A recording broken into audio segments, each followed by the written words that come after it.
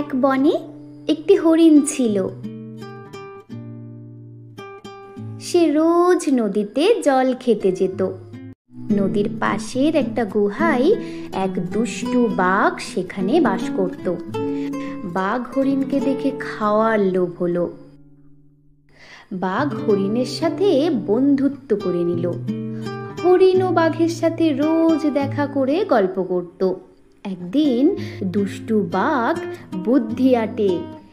সে হরিণকে বলে, বন্ধু, পাশের গ্রামে একটি নদী আছে।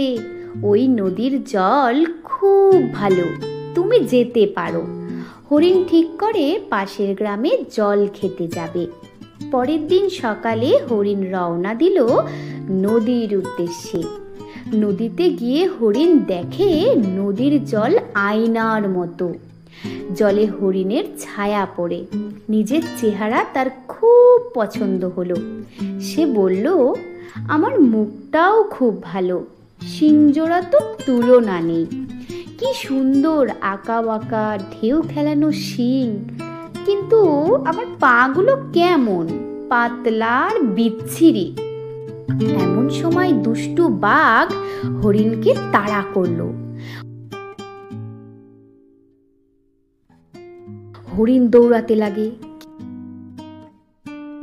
কিন্তু একটা গাছের লতা পাতায় তার শিং জোড়া আটকে গেল।